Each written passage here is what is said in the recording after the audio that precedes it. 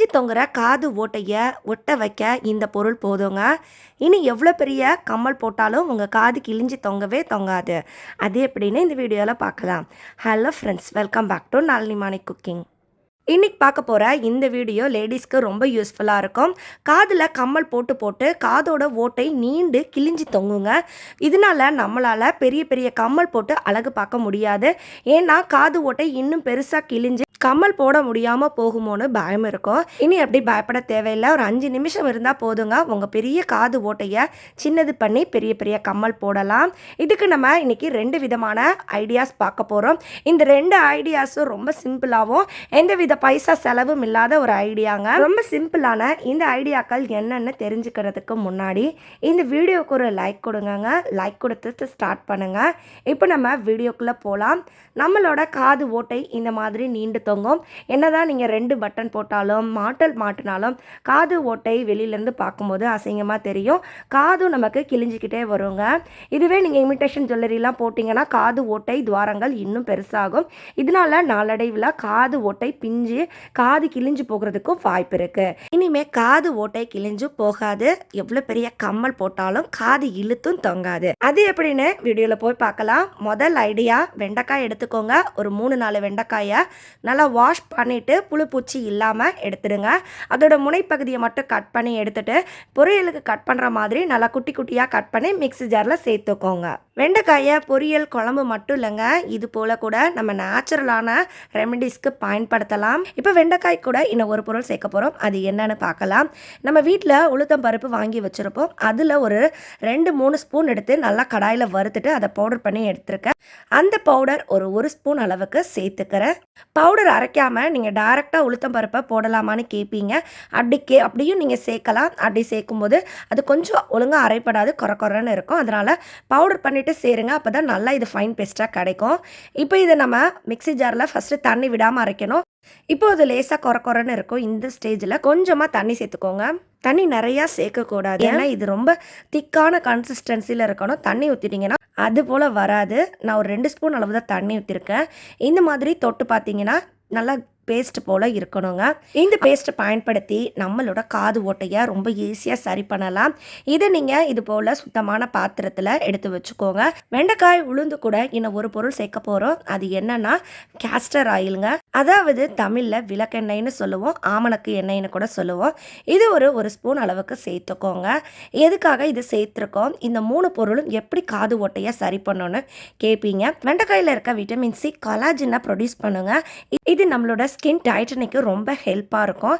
உளுத்தம் பருப்பில் இருக்கிற சத்தும் அதே போல் தாங்க நம்ம ஸ்கின்னில் இருக்கிற அந்த போர்ஸை நல்லாவே க்ளோஸ் பண்ணும். நம்ம ஸ்கின்னை டைட்டனிங்காக சுருக்கங்கள் இல்லாமல் இது ஆக்கி கொடுக்கும்.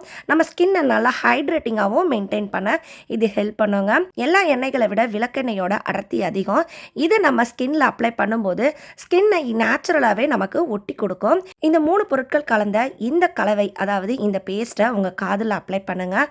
இதை அப்ளை பண்ணுறதுக்கு முன்னாடி கம்மலை கலட்டி வச்சுட்டு காதை நல்லா சுத்தம் பண்ணிவிட்டு இந்த பேஸ்ட்டை டைரெக்டாக உங்கள் காது ஓட்டை மேலே அப்ளை பண்ணுங்கள். அந்த காது ஓட்டை நல்லா ஃபில் ஆகிற மாதிரி இந்த பேஸ்ட்டை பூசி கொடுங்க.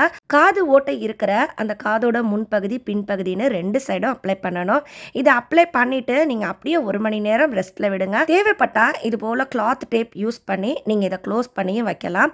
இது போல் க்ளோஸ் பண்ணி வைக்கும்போது அந்த பேஸ்ட் நமக்கு வேறு எந்த இடத்துலையும் ஒட்டாது. அதுக்காக தான் நம்ம இது போல் செய்கிறோம். இது குறைஞ்சது 1 மணி நேரத்துலேருந்து 2 மணி நேரம் அப்படியே விட்டுருங்க. அதுக்கப்புறம் வாஷ் பண்ணிவிட்டு கம்மல் போடாமல் தான் தூங்கணும். முடிஞ்சால் நைட்டு ஃபுல்லாக கூட இந்த பேஸ்ட் அப்ளை பண்ணிவிட்டு தூங்கலாங்க. இந்த பேஸ்ட்டை ஏர்டைட்டான கண்டெய்னரில் ஸ்டோர் பண்ணி ஃப்ரிட்ஜில் வச்சுக்கோங்க. இதை தினமும் பயன்படுத்தணும். ஒரு 10 நாள் செய்யும்போது நல்ல ரிசல்ட்டு தெரியும். எந்த விதமான காசு செலவு பண்ணாமல் இயற்கையான முறையில் காது ஓட்டைகளை அடைக்கிறதுக்கு இந்த இயற்கையான மெத்தடை ட்ரை பண்ணுங்கள். இந்த ஐடியா தொடர்ந்து செய்யும்போது சூப்பராக ஒர்க் ஆகுது. இந்த ஐடியா பிடிச்சிருந்ததுன்னா வீடியோவை உங்கள் ஃப்ரெண்ட் அண்ட் ஃபேமிலியோடையும் ஷேர் பண்ணிக்கோங்க. இப்போ 2வது மெத்தடு, 5 நிமிஷத்தில் காது ஓட்டையை சின்னது பண்ணுறதுக்கு இந்த ஐடியா ஹெல்ப்பாக இருக்கும். எவ்வளோ பெரிய கம்மல் போட்டாலும் காது இழுத்து தொங்காமலும் காது ஓட்டை அசிங்கமாக வெளியே தெரியாமல் இருக்கிறது இது போதும். உங்கள் வீட்டில் கிராஃப்டிங் ஒர்க்கெல்லாம் பண்ணுறீங்க, க்ளூகன் வச்சுருக்கீங்கன்னா இந்த பொருள் கண்டிப்பாக இருக்கும். அந்த க்ளூகனில் வைக்கக்கூடிய இந்த ஸ்டிக்கு தான் எடுத்திருக்கேன். இதில் இருக்கிற இந்த பிளாஸ்டிக்கை இந்த மாதிரி நீங்கள் கட் பண்ணி எடுத்துக்கோங்க. இது பார்க்குறதுக்கு உங்களுக்கு பட்டன் போல தான் இருக்கும். இதோட நடுப்பகுதியில் சின்னதாக ஒரு கம்பியோ ஊக்கோ பயன்படுத்தி ஹீட் பண்ணிவிட்டு நடுவில் ஒரு ஓட்டை போட்டுக்கோங்க. இந்த ஓட்டை ரொம்ப சின்னதாக இருக்கணும். உங்கள் கம்மலோட அந்த தண்டு சைஸுக்கு தகுந்த மாதிரி இருக்கணுங்க. இது போல் நம்ம போடுறதுனால இது நம்மளோட காதுகள் தொங்காமல் பார்த்துக்கும். இந்த ஓட்டையோட சப்போர்ட்டில் கம்மல் இருக்கும். இமிட்டேஷன் ஜுவல்லரி, தங்க கம்மல் எது போட்டாலும் இந்த பட்டனில் நீங்கள் கம்மல் மாட்டும்போது இந்த கம்மலோட ஓட்டை சின்னதாக இருக்கிறதுனால இதை தாண்டி நம்ம காதுகளை இது இழுக்காது. இதுவே கடையில் வாங்குகிற அந்த பட்டனாக இருந்ததுன்னா அதோட ஓட்டை துவாரங்கள் பெருசாக இருக்கும். அதில் நம்ம போடும்போது காது கம்மல் கீழாக்கில் இறங்கிக்கிட்டே இருக்கும். இந்த மாதிரி நல்ல கிரிப்பான சப்போர்ட் இருக்கிற நம்ம ரெடி பண்ண இந்த பட்டன் பயன்படுத்துறதுனால காது ஓட்டை அதிகமாக கீழே வராது. எந்த இடத்துல இந்த பட்டனை ஃபிக்ஸ் பண்ணி கம்மல் போடுறீங்களோ அந்த இடத்த தாண்டி இது கீழே இறங்கவே இறங்காது. இதனால காது கிழிஞ்சு இருக்கிறது வெளியிலேருந்து பார்க்கும்போது தெரியாது. இந்த காதோட அந்த ஓட்டைக்கு தகுந்த மாதிரி இந்த பட்டன் ரெடி பண்ணி கம்மல் போடுறதுனால கம்மலும் நமக்கு கீழே இறங்காது. எவ்வளோ பெரிய கம்மல் போட்டாலும் இந்த பட்டனோட சப்போர்ட்டில் தான் கம்மல் இருக்கும். இது எந்த விதத்துலையும் காது ஓட்டை அதிகப்படுத்தாது, காதை இழுக்காம பார்த்துக்கும். இந்த மெத்தட்ல காது ஓட்டை எவ்வளோ நீளமாக பெருசாக இருந்தாலும் வெளியிலேருந்து பார்க்கும்போது கொஞ்சம் கூட தெரியாதுங்க. இயற்கையான மெத்தட்ல காது ஓட்டையை அடைக்கவும் டெம்பரவரியாக காது ஓட்டையை சின்னது பண்ணவும் இந்த ஐடியாக்கள் ட்ரை பண்ணுங்க. இந்த வீடியோ பிடிச்சிருந்தா லைக் பண்ணுங்க, நிறைய பேர் கூட ஷேர் பண்ணுங்க.